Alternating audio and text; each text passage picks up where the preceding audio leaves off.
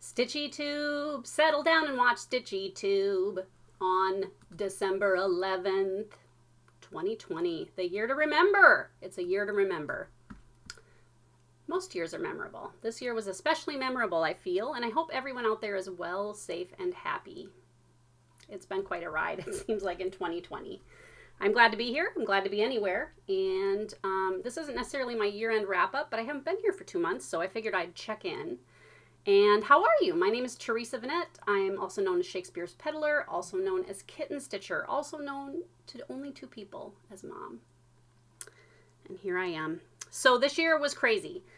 I think my New Year's resolution for this year was focus. And I was like, it's going to be so zen. It's going to be a zen year. January 1st, 2020. I'm going to focus. Just calm focus. You know, just getting through the day. Really taking the time. No. 9. No. As the French say, no. It was not the year of focus, sadly. And happily also. It just wasn't in the cards this year. I kind of was hoping like this year that I was just really going to like focus on fewer things and just really do a good job at a couple of things. And really, since about March 5th, it's been pandemonium. And that's okay. That's what this year was, but it's hard to focus when you're going 90 miles an hour every day. So it did not happen. It did not happen. And it's okay. And my focus is that that's okay. I think this next year I've declared to be the year of balance. 2019 was the year of divide and conquer, and I feel like I did that. And 2018 is a blur. But whatever my thing was that year, I did it. This year did not do it. But I'm okay with that. It's good. So this year's going to be the year of balance, where it's some work, some play, you know, family, friends, just finding a good spot to be where I'm not putting all my eggs in one basket and then heaping more eggs on that basket. And then going to the store and getting another dozen eggs and then heaping those on that basket. And then asking friends if they have any eggs that I could put in the basket. Not going to do that this year. It's going to be a year of balance. Many baskets, few eggs in each basket. So last time I had a drawing, and the drawing was for a Moda fabric bundle, which is a pretty nice prize, if I do say so myself. The winner of that was Mary Jane Perry. And the question at that time, back in October, was, are you working on Christmas yet? And Mary Jane said that she started to do Christmas in November. So Mary Jane, congratulations. Email me below, and I will set you up with what you won. The prize this time is the Christmas and fall issues of Punch Needle and Primitive Stitcher. And to be eligible for these, you have to say below what a meaningful Christmas memory you have. And it could be, you know, last year or in your childhood. It doesn't need to be anything tear-jerking. It can just be something memorable about a Christmas past. Mine, I got to thinking about it recently. I went to Catholic grade school and high school, and our Catholic grade school was very focused on the arts, and I believe they still are, that they feel like things like music and the visual arts and performance are things that are important for everyone to know. Those programs just don't get cut because they see them as important. And so every year, we would do a Christmas pageant. I feel like my hair is super flat today. You guys are just going to have to imagine volume. So we would do a pageant every year, and it involved practice numerous times. And of course, you know, it was, let's see, 50 per grade, so 400 students total-ish. And every grade would have their own numbers. And, you know, we would practice for the last month before Christmas break. And then we would perform for our parents, essentially, and grandparents. And I remember that my mom used to make a big tray of like cookies and treats that were homemade for our teachers. So that was the gift every year to our teachers, was a giant tray of treats.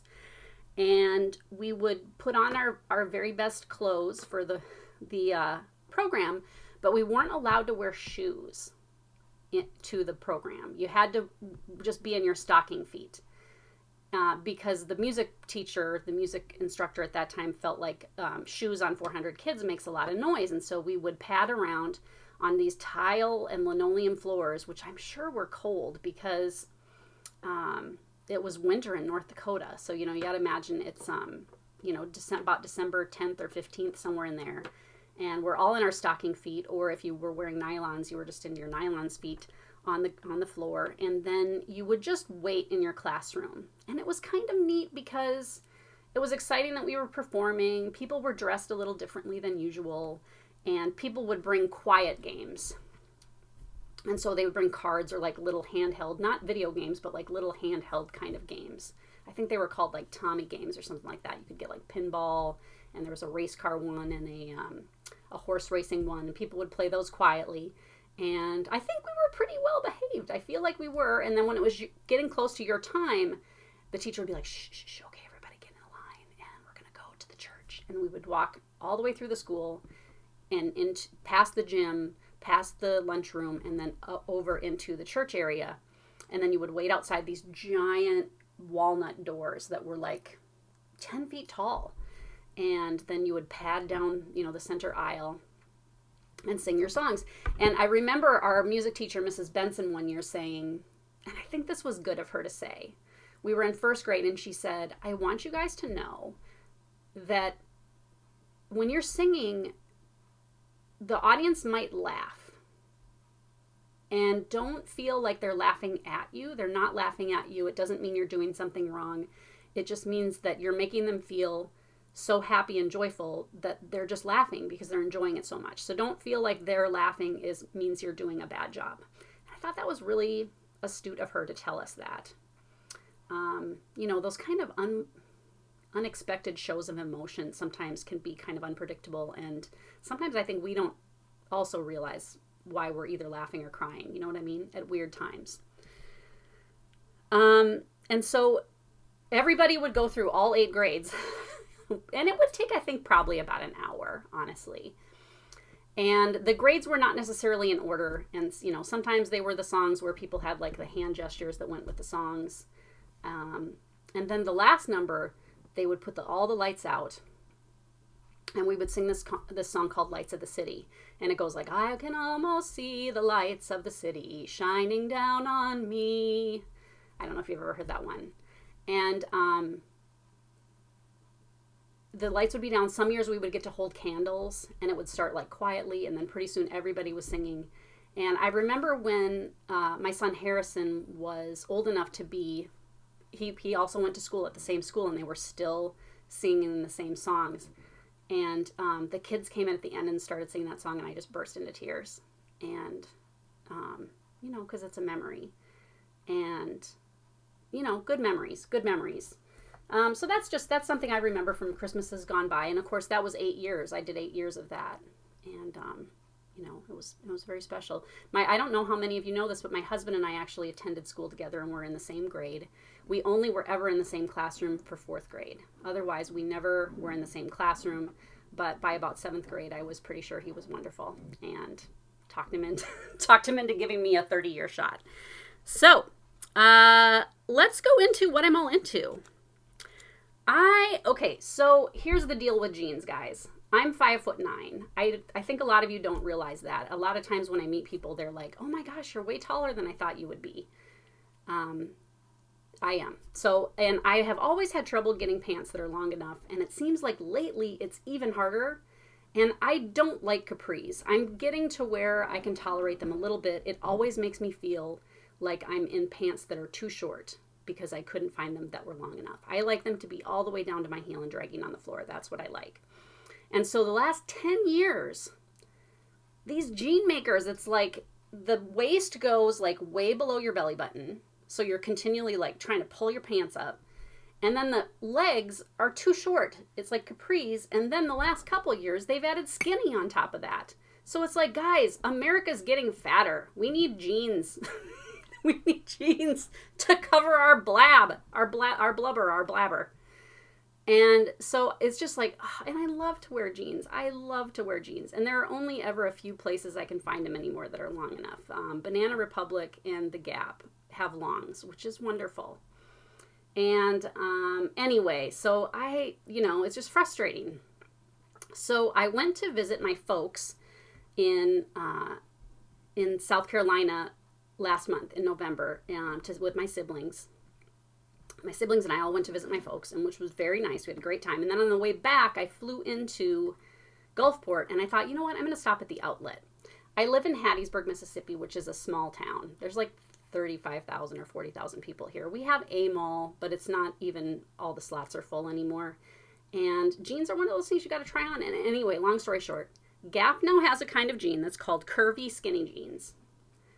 Because skinny's still popular. But the problem with skinny is as you walk and, kind of shuffle, the jeans keep your thighs like grab onto the jeans, and you step forward and they pull down a little bit. And then you step forward and they pull down a little bit more. So it's a constant. I don't want to wear suspenders is what it turns out to be. But anyway, these curvy skinny jeans are super stretchy, but they look and feel like jeans. They don't feel like, they don't look shiny or slippery or anything, but they are absolutely, without a doubt, the most comfortable jeans ever. And they only have them in a couple colors right now, but I'm hoping that this new style is around to stay because it's very comfy. I'm not wearing them right now because they're in the laundry because I wore them. I'm into purging, so at the end of the year, I usually pull out a box or two and start just filling it with clothes, that are worn out or that don't fit or that I don't wear, just kind of odds and ends. And, this time of year, you end up getting gifts and things, so it's like out with the old and in with the new. I'm into Russian tea. And this is an old recipe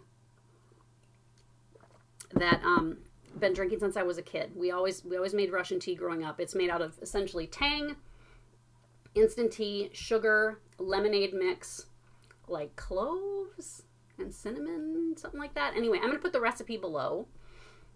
You have to buy Tang, like the actual Tang brand Tang. I tried it one year with non-brand Tang. Not as good. Tang has nailed the powdered orange drink market. Anyway, you mix it all together and you get a cup of water steaming hot and you put in a couple spoons of it, and it's kind of, just tangy but a little spicy. It's really good. I hadn't made it for a while, and I thought this year, you know what, I'm going to make some Tang. I think my mom had some when we went, and I was like, I never make Russian tea anymore. It's not, I always thought like, this is just some quirky, weird little recipe that just us in Fargo, those of us who are in Fargo, make. And no, it's actually, if you look online, everybody makes Russian tea. I guess it's not that weird. But we're not talking about it. I feel like we should talk about Tang and Russian tea. Okay. I'm all into big bulbs. My husband and I had a conversation this week about when was Christmas better, the 70s or the 80s? Now remember, we were both born in 1970. So the Christmas in the 60s is just in the ether of yesteryear to us.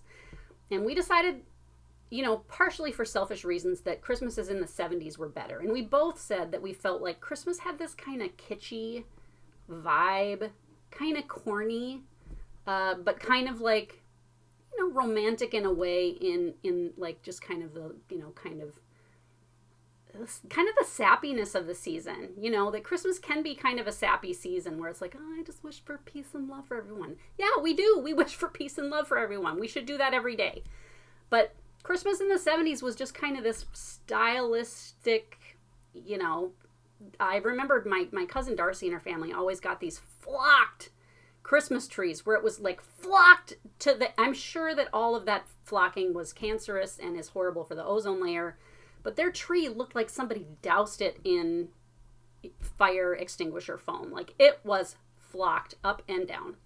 And then the giant bulbs, the giant glass bulbs on the tree, I'm still looking for them. We're going to set our tree up this weekend. I'm going to try 2 other places. And if I can't find them, I guess we'll just have to look again next year. But the big gaudy bulbs and, just tinsel and tinsel garland and, velvet and just the corny Christmas specials, like the Mandrell sister. Now, that probably would have been the 80s. But you know what I'm saying? Like the corniness, the corny Christmas, there's something kind of magical and fun about it. And also, those would have been the years when we, were getting gifts from Santa and, when you're a kid, Christmas is extra magical. But it just seemed like there was some kind of over-the-topness sometimes in the 70s, where Christmas was just a little ridiculous, which to me is kind of wonderful. And it kind of encapsulates like why it's joyful. I think I was thinking about it recently, like, what is it about Christmas? Why are people like, oh, so gaga about Christmas? And here's what I think it is. I don't know if you've ever heard about the idea of the love languages, okay? There are many books written on it, but essentially it's this. Everybody has a love language. So you may know someone who is a gift giver. That's how they show people they love them. It might be somebody who brings you cookies when you're not well, somebody who remembers to send you flowers on your birthday, you know, that kind of thing. People who are always like, oh, I went on vacation and I thought of you. I found this and I thought of you. That's love. There are people that want to spend time with you. That's how they show love. So it's people who say, hey, you want to go to a movie? You want to go bowling? Come over to my house. We'll make dinner. There are people for whom it's physical signs of affection. People who are real huggy, kissy, hold your hand, pat your back. Acts of service. So these are people who would be like, hey, it snowed a lot last night and I know your back hurts. Can I come over and shovel your driveway? That's love. What's the one I'm forgetting? There's always one I forget. I got to look it up because I can't remember. Let's see, the 5 love languages. And I think the author's name is Campbell. What are the 5 love languages? Quality time. Oh yeah, words of affirmation. Okay, so words of affirmation would be like, you know, I love you. You look pretty today. I'm getting a call on my phone. I'm going to decline it. Sorry. And so, but we all speak different love languages. And sometimes it's easy for someone to say, gosh, you know what? I tell my dad I love him all the time. I tell him he's so handsome and he's great and thank him for doing this, that, and the other thing. But maybe dad is an act of service. And so like he doesn't maybe say I love you, but he'll be like, hey, can I take your car and get the oil changed? That's still love. And when it's Christmas, everybody does like all of that. You know what I mean? It's kind of a joyful time. And you may not typically like say a lot of nice things to the people that you love. It doesn't mean you don't love them. It just means it's not your way. But at Christmas, maybe you're getting them a card or you're writing them a letter, and or you're giving someone a gift, and normally you're not really a gift giver. And so I think that's why it feels like there's this abundance of love at Christmas, because we're all speaking everybody else's love languages. If you want to read more about it, I do recommend just the regular book. Campbell, I think, is the last name, and I think it's called The 5 Love Languages. It's a very quick read, and it's a good reminder that sometimes we need to just pay attention to those around us. Okay. I'm all into massage, and I had to skip one this week because I thought I was coming down with a cold, and I wasn't, so I'm going to have to reschedule. But this year, I have worn myself down to a nub. You know how like you have the little pencil, and it's like all the way down to the last inch, and you're still trying to write with this pencil? This hand is killing me. I think I showed you last video that I've got this finger now that doesn't point the right direction. It's just that way all the time. And now they think I've got a pinched nerve in this hand from cutting fabric all year. We have packed about 15,500 orders this year. And that's a lot of orders. And I do the bulk of that. Katie was here for, from January to June, and that helped a lot. But it's just been a lot of fabric, a lot of cutting, a lot of stitching, a lot of ripping packages open, and this hand is just about shot.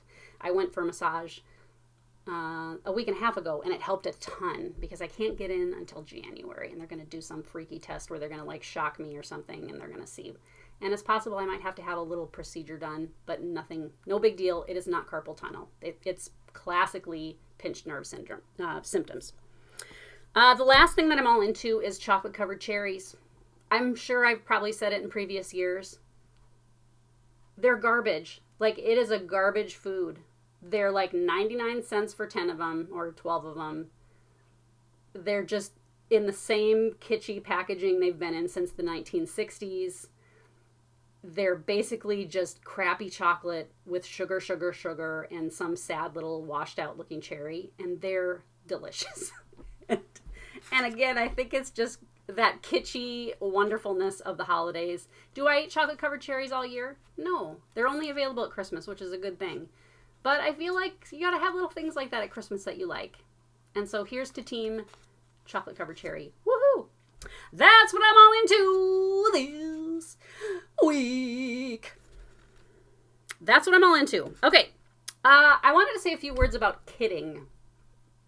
if you're watching me and you're not aware, I have a website and I sell needlework supplies. And one of the most common questions I get with an order, in the comments of an order, is, hey, would you kit this up for me? Or I've gotten emails that say, I don't see the button that makes this a kit. Is there a button I can click that makes it a kit? Some magical, wonderful kit making button? There isn't. And I can't. Like, I literally can't kit things. And here's why. This year has been crazy for everybody. I just got, like a couple weeks ago, my June order from Picture This Plus. I wasn't mad. I'm not mad. I have a couple orders in with her. They're dyeing 100 yards of fabric a day, and they are about 5 months behind, I think, on sending stuff out. Is it their fault? No. Are they trying their best? 100%. Are they worn out? Yes. I hope they'll come back and continue dyeing fabric. We are all tired. If you talk to designers and distributors and suppliers and the dyers and the makers and all those people, we are all worn out. And it's a wonderful kind of worn out. It was a super successful year for a lot of people in the industry. But it has been a challenge not only due to the volume, and I've had people ask me about this, like, why do you think this year was so different? And it was really kind of like the perfect storm, where it was like market happened like a week and a half before they shut the country down. So you had all of this new stuff come in, and then everybody went home and is working from home, and they're stitching and they're watching FlossTube and they're looking at Instagram and they're looking at Pinterest and they're on Facebook, and everybody's just like, look what I got, look what I got, look what I got, look what I got. And everybody's shopping and people are stitching like maniacs. There's so much stitching getting done, which is wonderful because it's a great stress reliever. And it's fun and it's a beautiful thing, and it's something you can do at home when you're stuck at home, watching TV or listening to music, or, with a cat on your lap. And so here's why kitting is hard, is that there just aren't supplies to kit. Fabrics take a long time to come in, generally speaking.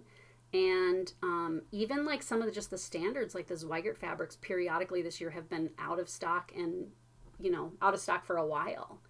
And then all those thread companies too are really struggling to get caught up. Some of it has to do with like shipping delays or companies overseas being closed for the virus or for vacation. And so it's just impossible to kit right now. And it's a good problem to have, but it's nothing that really most of us are able to do. Anyway, that's what I have to say about kitting, is that it's not going to happen, right? It can't happen with me anyway. I typically am out of about half of the fabrics and threads that I carry. So I think I carry it's some crazy number. I'm going to look in real time, people. And actually, I feel like right now I've got more fabric in than I've had in a while. I can actually go into the back end of my website and look like I'm looking at linen right now. And so I carry 585 different linens. That's companies, counts, and colors. And so 585 is how many I have total, and 246 of them are out of stock. So almost half are out of stock. And it's about the same with the thread companies. At any time, I'm out of about half. And so it just makes, kitting weird. I'll email somebody back and say, well, I could sort of kit this for you if you want a different fabric and if you're happy with getting 3 out of the 10 skeins of thread that you need. Because the ones that are sold out, crucially, are the most popular colors. And so really, even though it's only about half that are out of stock, it ends up really cutting into what designers are using for new things. On to page 2. Oop, that was page 3. Okay, I don't think I've talked to you about this, but Nashville got moved to the end of May. Typically, Nashville Needlework Market is held the first weekend-ish of March. It used to be late February, and I was really glad when they started moving it to March, because here's what happens. It's December 11th. And, once it gets down to the end of the year, everybody's having to do like end of the year paperwork and, just kind of wrap things up and whatever. And then there's Christmas, so you have people coming, and then Thanksgiving, and so you're making meals, and you're trying to take some time off here and there. And then January 1st, it's New Year's Day, and then like January 3rd, you're like, oh my gosh, Nashville is 8 weeks away, and you have nothing ready. Some people do. Some designers do. Some of us don't. And so those some of us are super glad that it got moved to the end of May. Not only does it give us more time to see how this coronavirus situation is going to work out, but it gives us more time after Christmas to get things ready. And it's going to be super interesting to see like what that does to the design year. Because I feel like some of these designers then are going to have a batch ready for the end of February, early March anyway. And I also think that the market, since it's almost into June, you're going to see a lot more 4th of July and autumn designs than you would at Nashville. So it's going to be interesting to see if like the May ends up being better. There have been a couple of years at Nashville where there was the threat of snow and ice, or there was also actually snow and ice.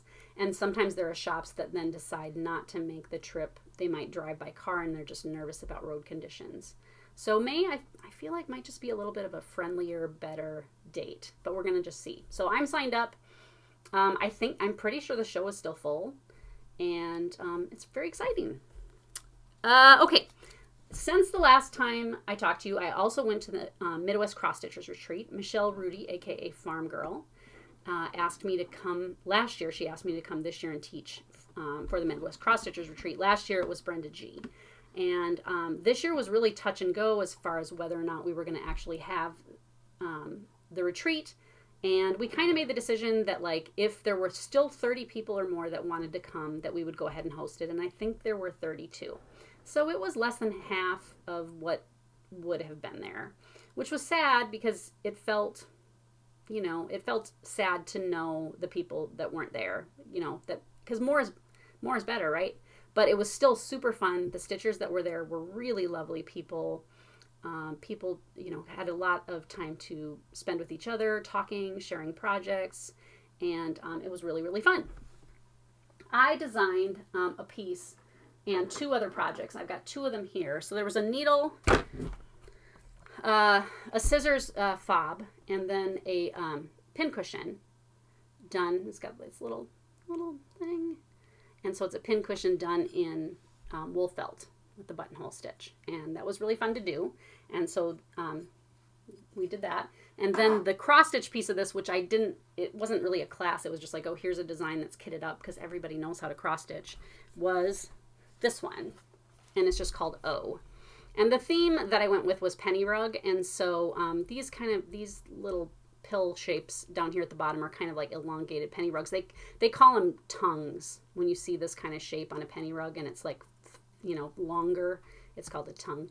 And then this O here and here is repeated here in the 2 wreaths. And it was really fun to stitch. I stitched mine on 40 count mushroom Newcastle by Zweigert. So it's not a hand-dyed fabric, but it is in Weeks Dye Works.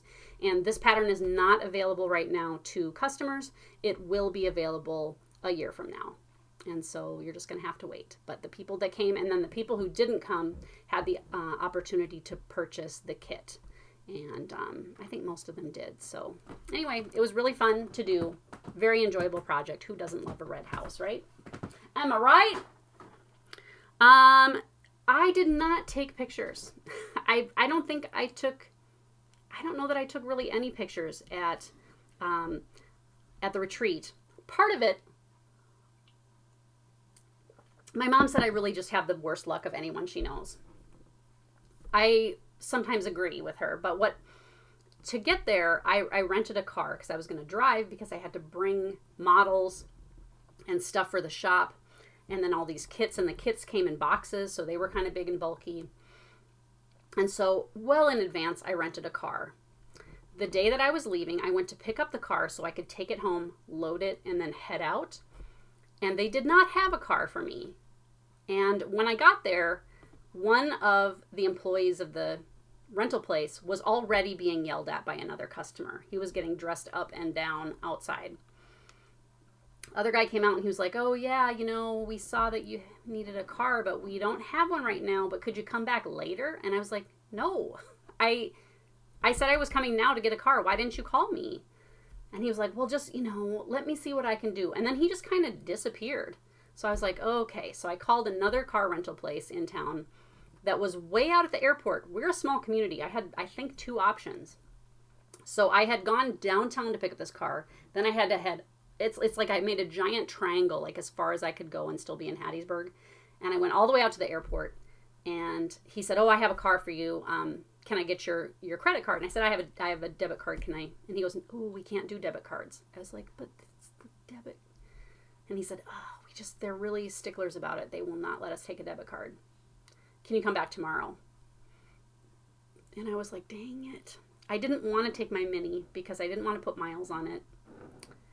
Long story short, I ended up taking my Mini and not being able to leave until the next day because by the time I got home, it was almost 6 o'clock and I had no car and it was a 14-hour drive. So I got up on Thursday morning, packed my car, had to take a bunch of stuff out and reshuffle everything and drove to the retreat. And I got in like at 12:30 in the morning on Friday. And then I had to, set up the booth. Now everybody was super helpful and helped me carry things in and helped me set up the booth. That was great.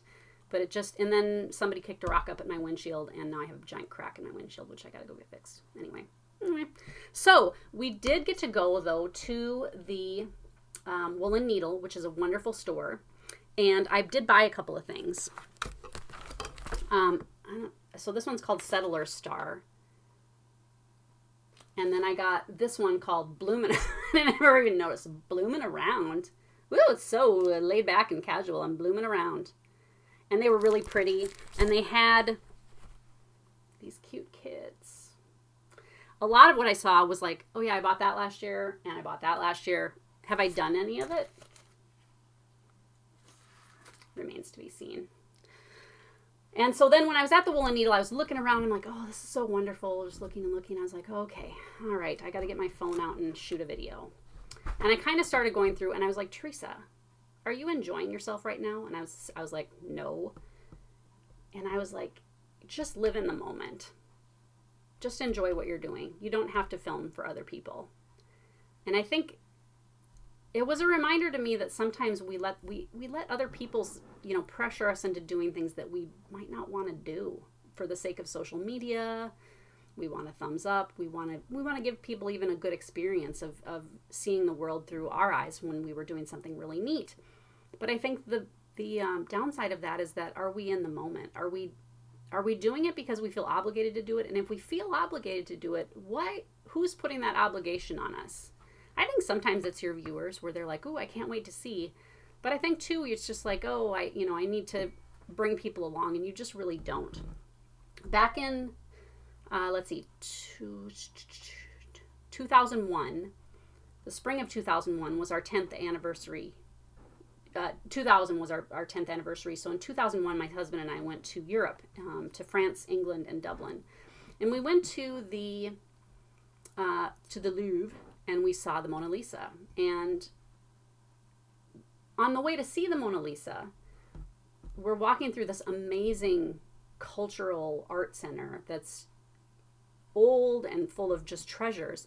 And everyone is making a beeline for the Mona Lisa, passing these enormous, amazing paintings. Everyone's like, I got to get to the Mona Lisa. I got to get to the Mona Lisa. I got to get to the Mona Lisa. So my husband and I took our time and we watched people painting. And we finally get to the large room, and the Mona Lisa is on a wall, and there's a giant barrier in front of it so you can't get close, and there's like bulletproof glass. Such a shame. And people are all have their cameras and they're doing this, right? And then they leave. And it's like, did you really come all this way to France to run through an amazing gallery, to take a photograph of something you can find photographs of online, and then just leave? And the Mona Lisa is beautiful. There's a reason that it's famous. There's a reason. But I think sometimes it's like we're checking off, like travel bingo, where it's like, ooh, I saw that, I saw that, I saw that. Do I get a bingo? It's okay to just be, you know what I mean, with your experience, with what you're seeing or with what you're doing. You don't have to record everything. You don't. So I didn't take any pictures. And then I felt guilty because I was like, oh, people are going to be so disappointed. I had a fun time. And I think Michelle had pictures on her video. I think you can, if you look up Farm Girl here on YouTube, she's got photographs and some video of the event too. But it just wasn't something I decided to do this year. I did get to have breakfast with Teresa Kogut every morning, and that was wonderful. She is like one of the absolute nicest, most talented people. And such a treat. I got home and I had Teresa Kogut withdrawal. I was like, where's Teresa and my breakfast that someone said in front of me? Thank you, Michelle, for inviting me. Thank you to the retreat people who came and to the retreat people who didn't come.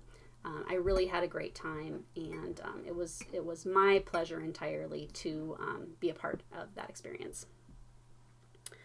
Okay, I made a list, and this is my list of 10 for this video, of the top 10 products of 2020. Now, they come with an exclusion, which is that on my website, there's a section called the top 100 of 2020. And I'm able to, on my website, see what the most popular things were in terms of sales.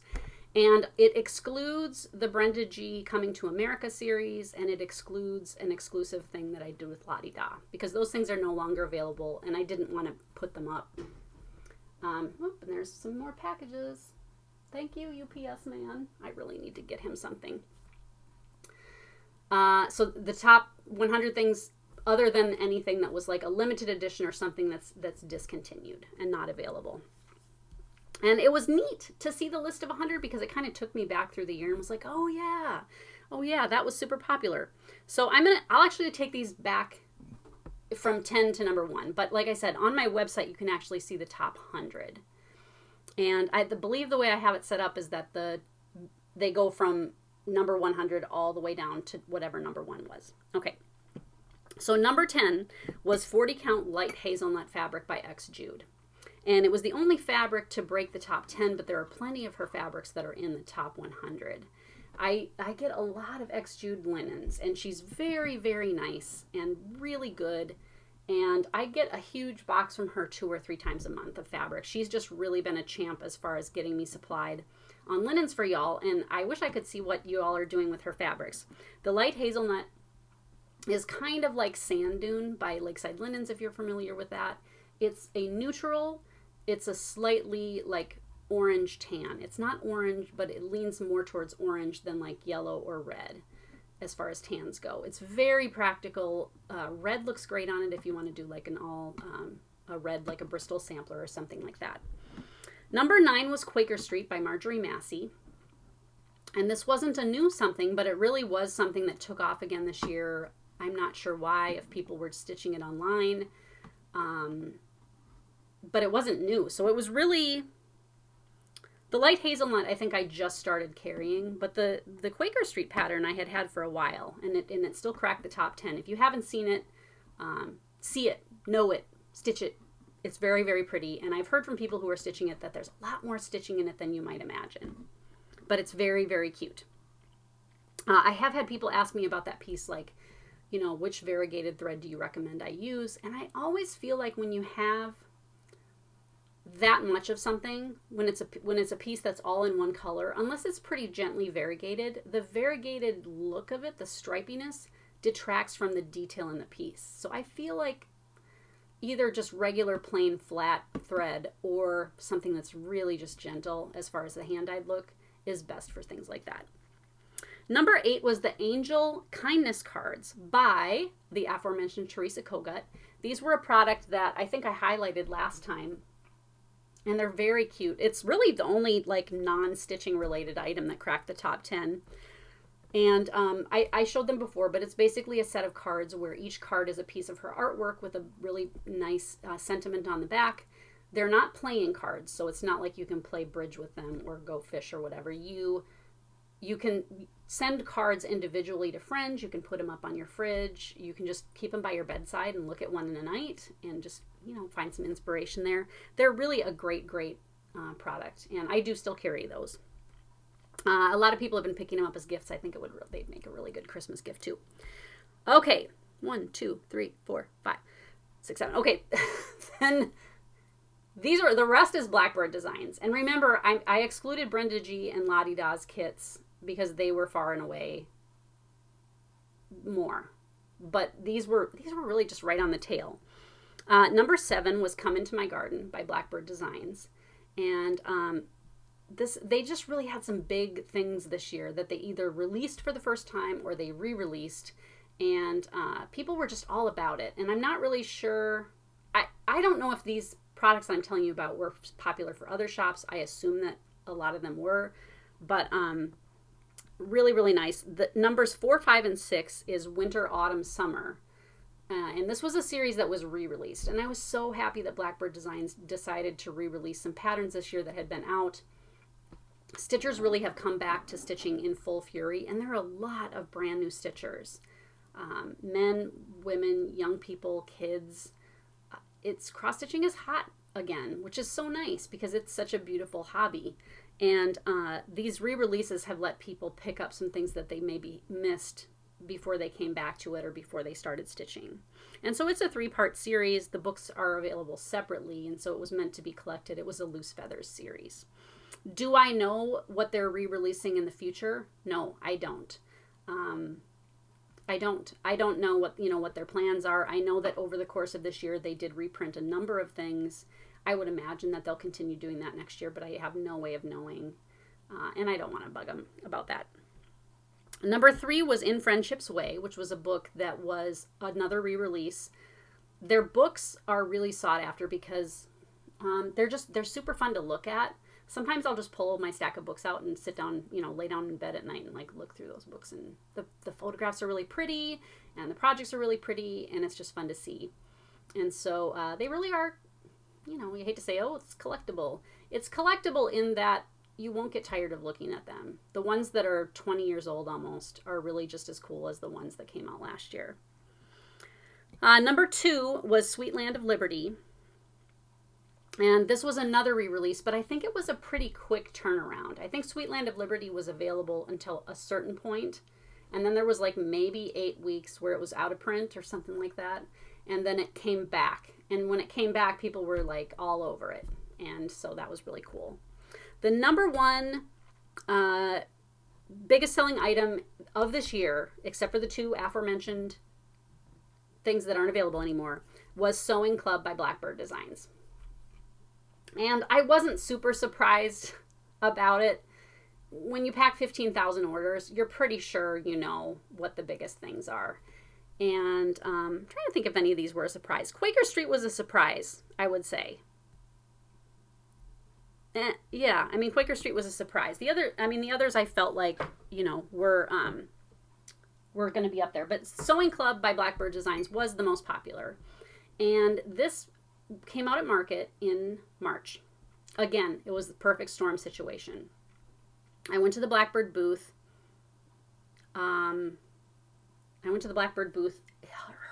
Hurriedly. Market was very, very busy this year, and it was hard for me to even get out of the booth. But I burst into Barb and Alma's room. I was like, I'll take, this, this, and this. And I think I ordered, I want to say 40 or 50 of that book. And I'm still getting used to ordering in huge quantities, but I was like, 40 or 50 should last me at least a couple weeks. I posted it that night before I went to bed, so it went up like on my website and on Instagram, like 11 o'clock at night or something. And I had already posted it online. When I woke up at 6 the next morning, they were gone. So I went to breakfast and I saw Alma there. And I said, hey, can I get another 100 of the Sewing Club book? And she went, seriously? And I said, yeah, they're gone already. So she said, yeah, I'll bring some by. So she brought me another 100. I listed those. By the end of the day, they were gone. I emailed her leaving before I left Nashville and said, I'm going to need another 150 of those. And her email just said, OMG, are you serious? And I was like, yeah, people are going crazy over it. I think we sold, I don't know, like maybe 400 to 500 of that book. So it was a big deal. If you haven't seen it, it is still available. It's a great book. And like I had said before, it just was the perfect time where it was like market, people were excited, we went into lockdown, everybody was talking about it online, and it just kind of all came together, and that was just kind of the big thing. It really did illustrate to me the importance as a shop, I guess, of making sure that I have things in stock. People now, more than ever, really expect their orders pretty quickly. And we really do a pretty good job, I would say, on keeping up on orders. It just depends. Sometimes there'll be just like a really busy day or two, and then we struggle for 5 days to get it under control. But if you don't have it, you can't sell it. And so it's made me a lot braver right now in terms of like how I order. Today I'm going to have the Winds of Autumn. It should be here. In fact, it might be there. You know what? I'm going to come back. I'm going to pause this and I'll come back. Is this thing on? I just talked to you for 15 minutes and I had it turned off. I'm going to say it again. I'll say everything again, I promise. So, okay, where did I start? I went out to see what the UPS man brought me, and he brought me Winds of Autumn. And it's here. I don't always do pre-orders because they always end up with just a lot of questions and a lot of like people who want to add things or take things off, or people who want to know, have you heard yet? It creates a lot more work to do a pre-order than to just say, I'll have it when I have it. The problem got to be that there were a lot of shops online that were doing pre-orders. And I think stitchers do sometimes get anxious, like, oh, I'm going to miss out. You don't. You won't miss out. I know that I think Hoffman gets books like this by the pallet. So this is not like a situation where, hey, if you didn't pre-order it, too bad, you're out of luck. It's available. Very, very pretty book. I can't wait to look through it. They're just really fun. You know, it's a fun collectible item in that you'll be happy to have this in your collection. And the photography is always really neat. I'm going to see here if there's a page I can show you that doesn't have a ton of chart on it. Some of these are re-releases. And some of them are new, you know, like things from clubs and such. But anyway, very, very pretty book. This is really pretty. Mighty Oaks from Little Acorns Grow. This one right here. So there it is. Available now. I can tell you what I'll be doing with the rest of the day. Okay. So that was the end of that. So now let's launch into some UFOs and some FFOs, because I have some things that I have finished recently.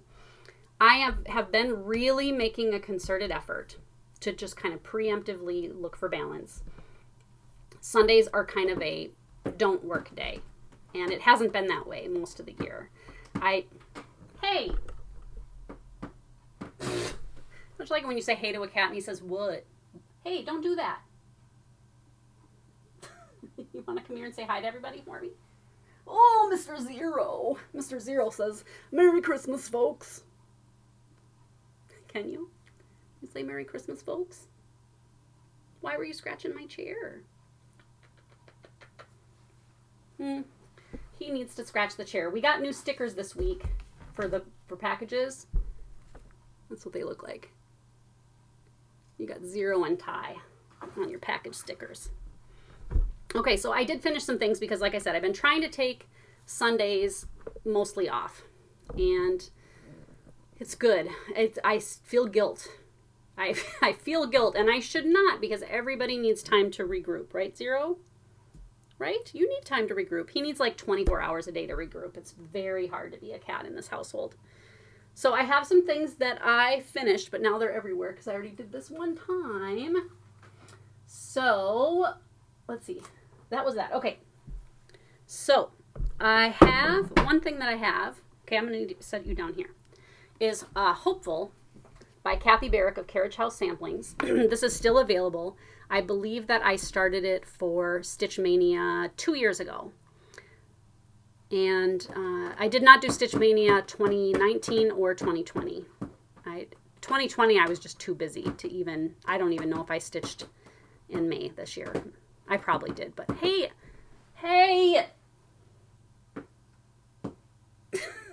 This is why I have a cover on my chair.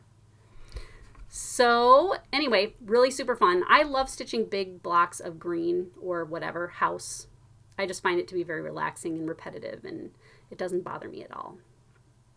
It's obviously fun to stitch the little parts. Now the cow, initially I had stitched too far over this way, and so I was going to skip his cart, but I decided to rip him out. I ripped him out and put him in because he needed to have his cart. So that's that. So Hopeful by Carriage House Samplings. And then I stitched this one, and this is called the New England Sampler by the Scarlet Letter. This one is also still available. I started this not that long ago, and it was really fun to stitch. I stitched it on green slate 40 count by Lakeside Linens. I don't know if this is still available. It's not something I carry, but you may be able to find it if you call your favorite shop. And I always had wanted to stitch on this kind of color. There are actually antiques that are stitched on this sort of color, and it was called Linsey Woolsey, which was made out of wool and linen, and so it had this really cool kind of color to it. Now the fun thing about this sampler was that there were numerous stitches, so just cross stitch at the top, and then some lovely eyelets there, and then below that some lovely rice stitches here, and then some four-sided stitches, which I love to do, and then cross stitch. And it's just stitched. Hey! Do you see what I have to put up with all day? 0. Seriously. He says, I'm just trying to lay down. You're a good boy. You're so good. Yeah. And it didn't take super long to stitch. I find marking samplers to be very charming. These are the types of samplers a girl might stitch at home with her mom. Just practice on making letters for marking their household linens. A couple designs here at the bottom, just a couple of colors of thread. It's charted, I believe, for silk and or DMC, and I think I just took the DMC numbers and converted it to some Victorian motto threads that I had, because I've been collecting them for like a couple years now, and I have a giant box of them, and I was like, you really probably should use some of these before whatever. So I did. I picked. I don't know which ones I picked. It's pretty easy, I think, to just, if you want to convert a chart from DMC to some other kind of thread, just pull the DMC and hold it up to your other threads and see what's close. That's what I do. Okay, so that's that one, New England Sampler. Then, okay, I stitched this one this year. I worked on a few smaller things when it was really, really super busy. And this is Goat Load by Plum Street Samplers. I stitched it a while back. I knew I wanted to finish it as a pillow. Anytime I want to do finishing as a pillow, these days I stuff it with sawdust. And it always makes a little bit of a mess, and so I tend to wait. I had an ornament for an exchange this year, and I already sent that out. I don't have a picture, sorry.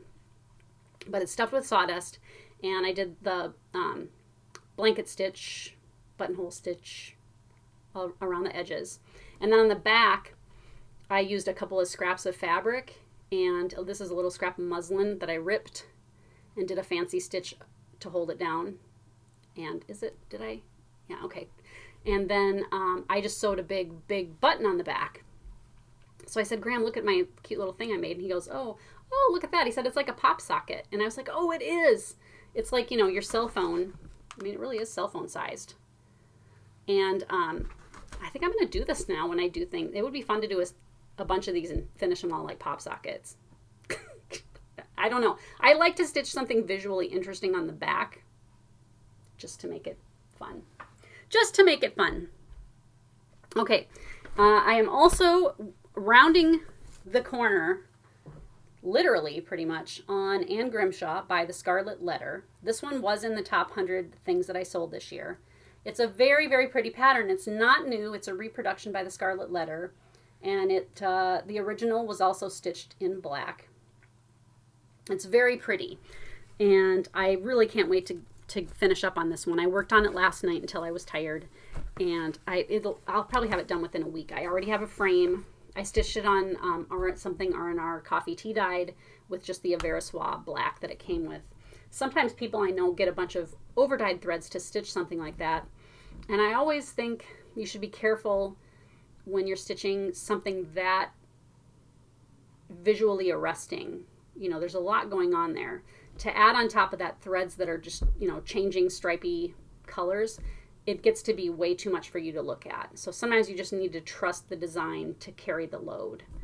And, I think you could, with something like that, you could stitch some of it in all black and then once in a while throw in something a little bit variegated just for interest. But I think sometimes it's fun to stitch with variegated threads, but it can look like kind of bombarding to look at that much in one thing. Okay, so Kathy and Sue, if you're watching, I need you to not watch anymore. You can come back and watch this later. This is a piece that I got the kit for at Stitchville in Minnesota 2 years ago. So I don't know if it's something they still have. You could ask. It's a Brenda G kit that I found there. I had never seen it, and it was she had some left. It came with linen and threads. I actually changed the piece of linen to something from my linen bag, and stitched it. And it was really fun. This frame I get at Neblets, the frame shop here in town. It is barnwood, and I think it's like actually barnwood, because every time it comes in it's different, and it has knots and things in it, and I just love that. I think it looks real old and neat. It was fun to do, and I'm gonna hate to give that away, which is the best kind of gift. Okay, and then last but not least, this is something I've stitched for my friend Kathy, and I really wanted to get it done this year. I started it probably 10 or 15 years ago. And it was one of those things, I started it, and I was kind of gung-ho on it, and it's over one thread, which I don't love doing. But recently I decided to just make a commitment and get it finished. And it is the Quaker Stocking by Carriage House Samplings. This is by Kathy Barrick under the Carriage House Samplings brand. I think there are like 6 or so stockings. There's Noah's stocking, the Primitive Alphabet stocking, Virtuous Woman stocking, Sampler stocking, Quaker stocking, and Noah's stocking. Did I get them all? I'm not sure. But you can find them under Carriage House Samplings on my website. And I did it in just 3 colors of silk. I don't know what colors they were. It was something I grabbed at the time to kind of match what she used. For this chart, there are 2 colorways that she has. One is in browns, and then one is this blue with a little bit of gold. And it was really fun to do. I'm going to finish this weekend. I'm going to over dye it just a little bit and do the finishing and send it up to Kathy. And she's going to love it. I hope she loves it. Okay, that was that. So I'm down to the last thing, which is, okay, so let's see. I kind of already did that. So I'm going to write this down. Okay, so one of the things is Kathy Holden's fabrics. And I think I mentioned them maybe even last video where it was like recipe cards fabric. Kathy Holden is a designer for Moda, and I've been getting in full bolts of Moda fabrics by different designers, mainly ones that I think would be really great for making project bags or doing finishing.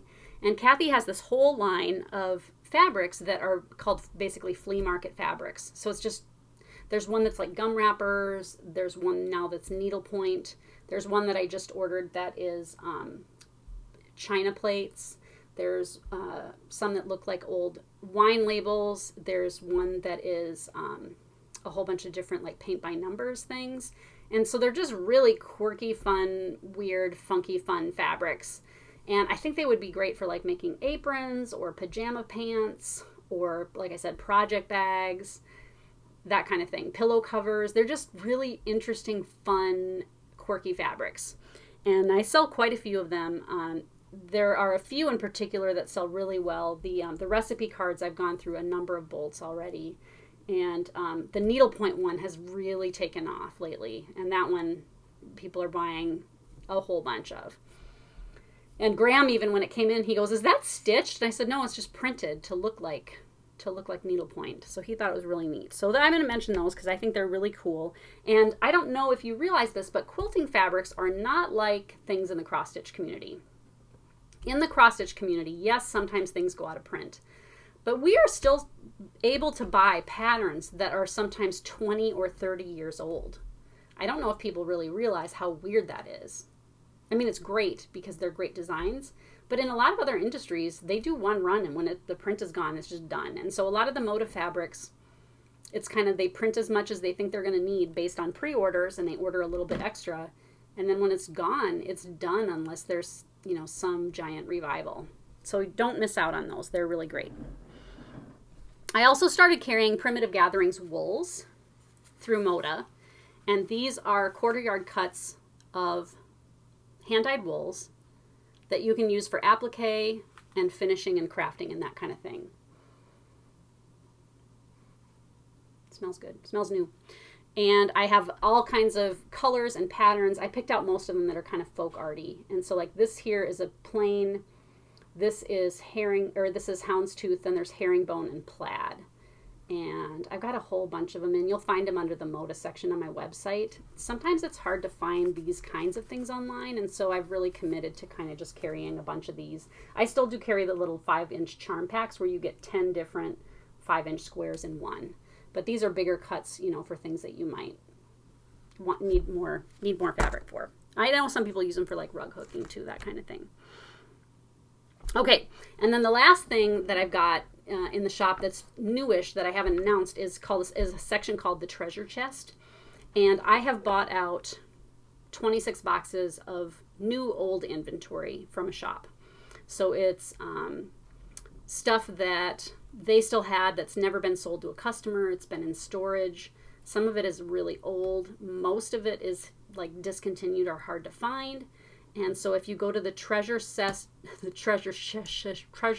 section on my site, I think if you go to the right-hand side under more, and you'll scroll down a little bit and you'll see the treasure chest. I'm listing stuff as I have time. Some of it sells really quick.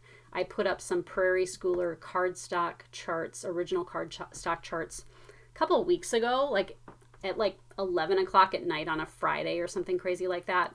And really most of it was gone by the morning. So people are watching for it. I have a couple things with that. I'm not taking requests to look through everything to find certain things that you have been looking for. I don't have time to dig through stuff to find you that one chart that's $50 on eBay. I'm listing stuff as I can, and a lot of times I only have one, and so it's a lot of work to get it all up, but I'm happy to do it. I think there's a lot of really neat stuff, and it's a way of connecting this old inventory up with stitchers who want them, and also connecting this shop owner with money for her inventory that's just kind of been sitting for a long time. So I have, I think, 9 boxes or so to go. The first few boxes I went through were exemplary kits, which took up a lot of boxes because some of those kits were boxed too. And then there was a bunch of scarlet letter kits and stuff, and that stuff is all listed.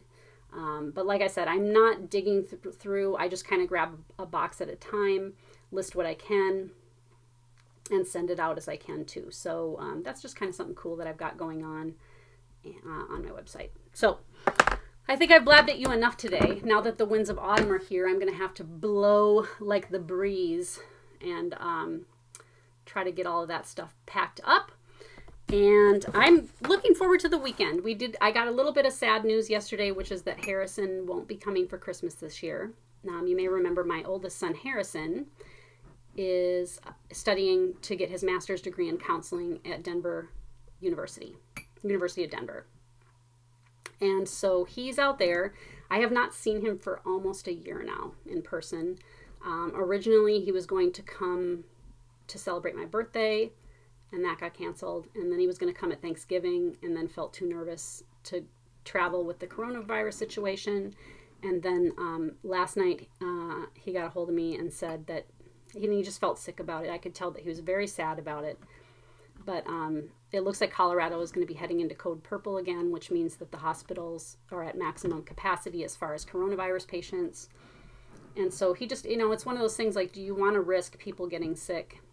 And whatever you believe about the virus, numbers definitely have gone up. And around here in Mississippi, things are pretty bad. We're seeing between, like 1,800 and 2,500 new cases a day right now after Thanksgiving, and a lot of deaths. And so it's just, it's been a tough year for a lot of people, and it's hard to want to feel like, he said, my heart tells me I want to be home for Christmas, but my head tells me it's more wise to stay put. So we're working on a way to help Christmas feel a little more Christmassy.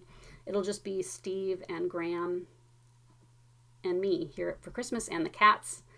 And so we're just going to do the best that we can to make Christmas as merry as possible. I know a lot of people are going to be spending it alone this year. And, if you are, I hope that you have a peaceful day and that you're able to do some things that are nice and, quiet or joyful or wonderful in their own way. And I really do thank each and every one of you for making this such a successful year for me.